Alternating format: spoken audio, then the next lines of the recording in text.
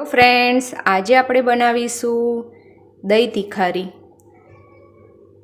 એના માટે મેં એક પેન લઈ લીધો છે અને ગેસ ચાલુ કરી લઈએ.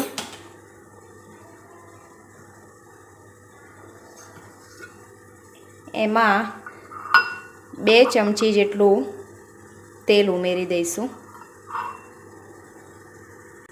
હવે તેલ ગરમ થઈ ગયું છે તો એમાં એડ કરીશું 1/4 રાઈ, 1/4 જીરું, હિંગ,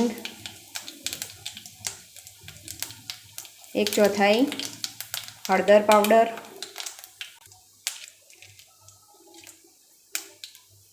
સૂકું મરચું, તમાલપત્ર,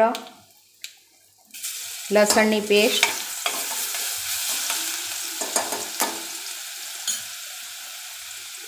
લીમડાના પાન અને 1 મરચાંનો ટુકડો. એમાં એડ કરીશું કાપેલી ડુંગળી. એકદમ ઝીણી ઝીણી ચોપ કરીને મેં લીધી છે. હવે એને મિક્સ કરીને ગોલ્ડન બ્રાઉન થાય ત્યાં સુધી એને થવા દઈશું.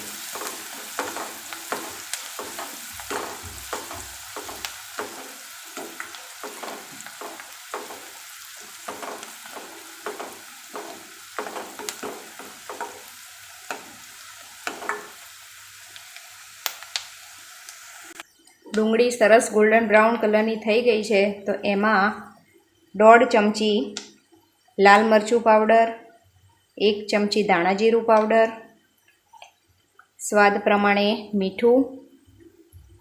આમાં દહીંના ભાગનું પણ હું મીઠું એડ કરી રહી છું. 1/4 ગરમ મસાલો. હવે બધી વસ્તુને મિક્સ કરી લઈએ.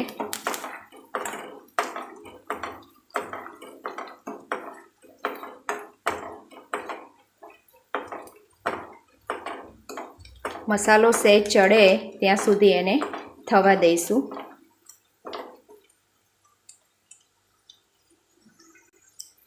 સરસ મજાનો મસાલો ચડીને તૈયાર થઈ ગયો છે તો આમાં આપણે દહીં એડ નથી કરવાનું, મસાલાને દહીંમાં એડ કરવાનો છે.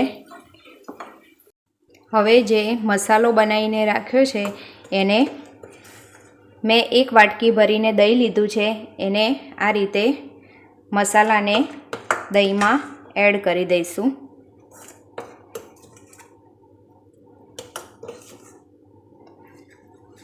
અને આ રીતે મિક્સ કરી લઈશું. આ રીતે બધા મિશ્રણને મિક્સ કરી લઈશું.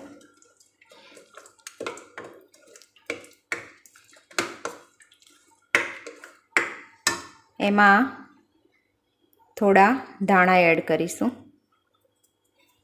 સરસ મજાની દહીં તીખારી તૈયાર છે. તો હવે એને સર્વિંગ બાઉલમાં સર્વ કરી લઈએ.